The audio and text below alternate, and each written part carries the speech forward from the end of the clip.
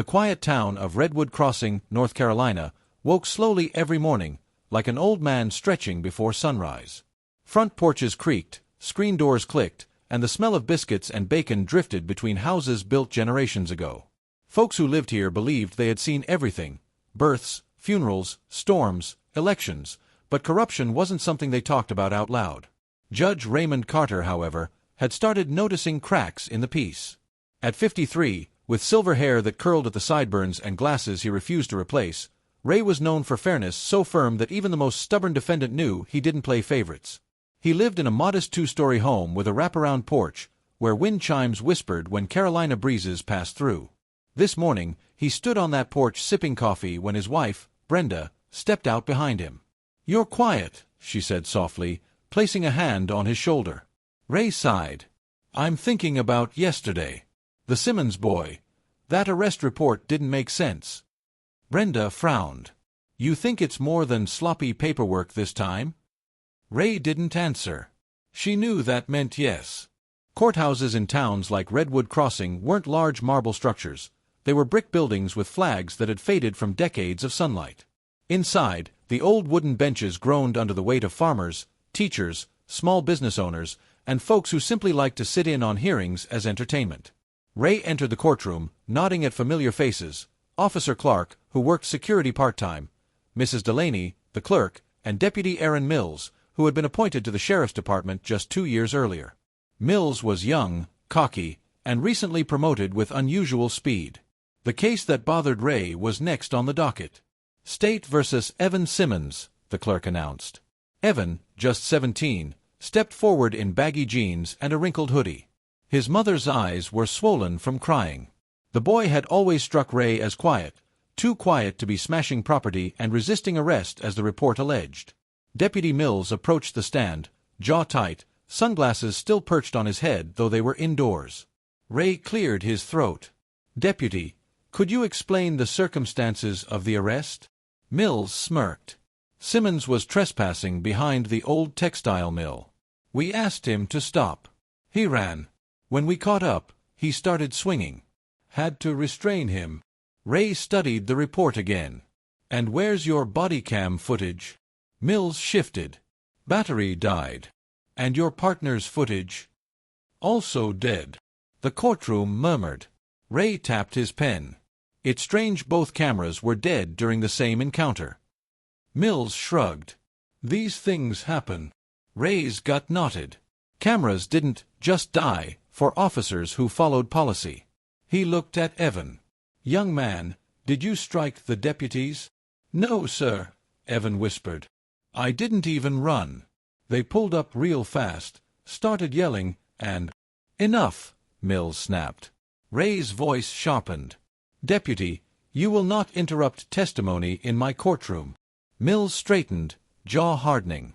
Ray didn't miss the flicker of arrogance behind the deputy's eyes, an arrogance that suggested he wasn't used to being questioned. Something was wrong. Deeply wrong. Word spread like wildfire. In a small southern town, whispers traveled faster than police cruisers. At Harper's Diner, the unofficial community meeting spot, people debated loudly over sweet tea and chicken fried steak. Old Mr. Turner said, "Evan's a good boy. That arrest smelled fishy." Pastor Williams replied, "We must pray for discernment, but corruption isn't out of the question." But not everyone agreed. Carl Benson, a rancher, argued, "Those deputies keep the streets safe. Folks need to stop questioning law enforcement." That divide, between loyalty to law enforcement and suspicion of abuse, began to tear at the town's fabric. Ray heard it all as he sat in a booth with his lifelong friend, Marcus Hale, a retired attorney. "I'm telling you, Ray," Marcus said, swirling his black coffee, "I've had clients complain about Mills for months. Intimidation, unexplained searches, threats. But nobody wanted to challenge the sheriff's department." Ray exhaled. "If there's corruption in that department, I can't ignore it." Marcus leaned in. "Then prepare yourself. Mills isn't acting alone. Corruption spreads like mold. It never stays in one corner." Sheriff Tom Radley was a tall, broad man with a manner that projected authority. He had served the county for nearly 15 years. Ray had respected him once, until now. Ray was in his office reviewing case files when Sheriff Radley walked in unannounced. "Morning, Judge," he said, leaning against the doorframe. Ray looked up. "Sheriff, what brings you here?" Radley smiled, but it didn't reach his eyes. "I heard you questioned my deputies pretty hard." "It's my job." "Of course." Radley stepped closer. "I'd appreciate a little trust. Mills is one of my best." Ray clasped his hands together. "Then his reports should be airtight." "But lately, they're not." Radley's jaw tensed. "You're stirring up trouble that doesn't need stirring." "That sounds like a warning." Radley shrugged. "Call it friendly advice. Folks don't like it when the justice system starts eating itself." Ray stared at him. "And I don't like unlawful arrests." The sheriff stepped back. "Careful, Judge. You're walking into deep water." When the sheriff left, Ray felt a chill in his bones. This wasn't just about one deputy. Something larger was being protected. That night, Ray sat with Brenda at their kitchen table, one stained with decades of family meals, homework assignments, and hard conversations. "You think you're in danger," she said quietly. Ray hesitated. "I think confronting this won't be easy. I married a man who stands for something. But I need you alive to keep standing." He reached for her hand. "I'll be careful. Promise me." "I promise." But even as he said it, he knew danger had already started closing in. 2 days later, another case hit Ray's courtroom. A local mechanic, Luis Fernandez, had been charged with possession of stolen tools he claimed were planted. Same deputies. Same signatures. Same missing footage. Ray's suspicions sharpened into certainty. When he dismissed the case due to insufficient evidence, Mills glared at him from across the room. That glare wasn't frustration, it was a threat. Ray stood firm. But that night, his truck tires were slashed. His mailbox smashed. Anonymous letters stuffed inside telling him to stay in his lane. Brenda gasped when she saw them. Ray folded the letters calmly. "This only proves I'm right." Ray met Marcus again, this time in the dim back office of the church, where Pastor Williams kept the lights low to avoid drawing attention. Marcus spread a folder across the table. "These are complaints people filed but withdrew. Fear makes people quiet." Ray flipped through pages, statements about deputies forcing confessions, extorting local businesses, illegal searches, using drug charges to intimidate families. "This is systemic," Ray whispered. Pastor Williams nodded. Tom Radley turned a blind eye. Maybe even encouraged it. Ray exhaled. "I can't take down a sheriff's department alone." "You won't be alone," Marcus said. "But you'll need courage." Ray looked at them both. "I have it."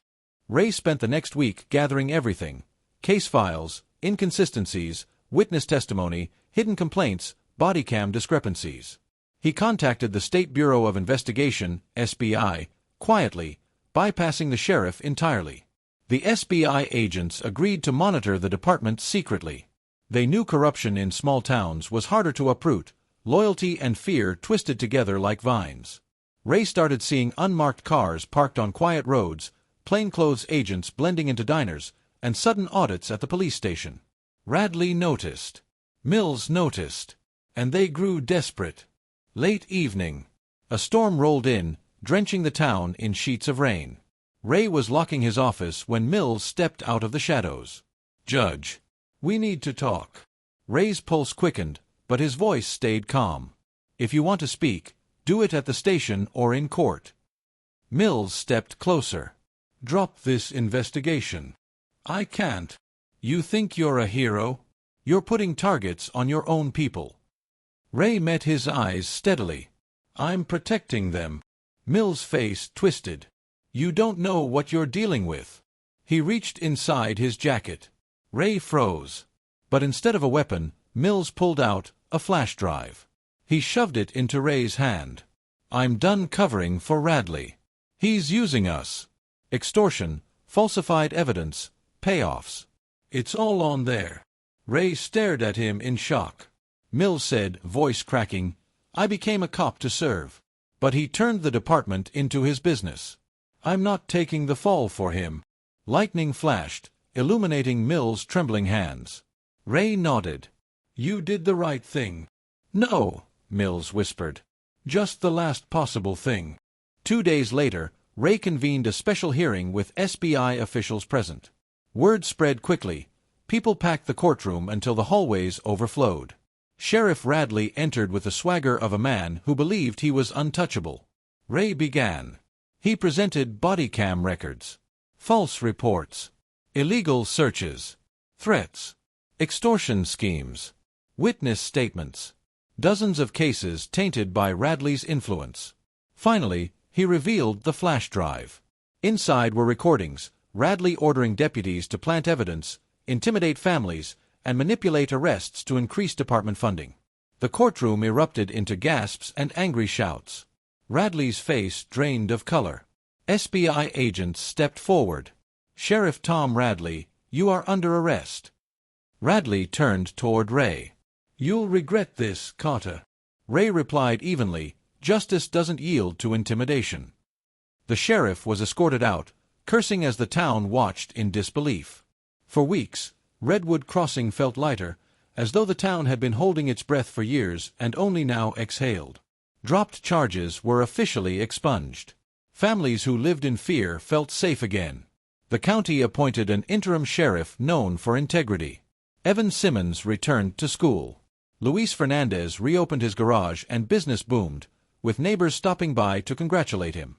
Brenda hugged Ray every morning, pride shining in her eyes. "You didn't just save your courtroom," she said. "You saved this town." Ray smiled softly. "I only did what was right." One quiet evening, Ray stood on his porch again, wind chimes whispering like prayers carried by the breeze. Pastor Williams, Marcus, and even Mills, now awaiting sentencing but cooperating with investigators, had told him the same thing. "You changed things." Ray didn't see it that way. He saw himself as a man who simply refused to look the other way. He looked out at his town, porches glowing with warm light, neighbors talking on sidewalks, kids riding bicycles without fear. Justice wasn't a battle waged once. It was a daily promise. Ray took a long sip of coffee and whispered to himself, "As long as I'm here, that promise stays unbroken."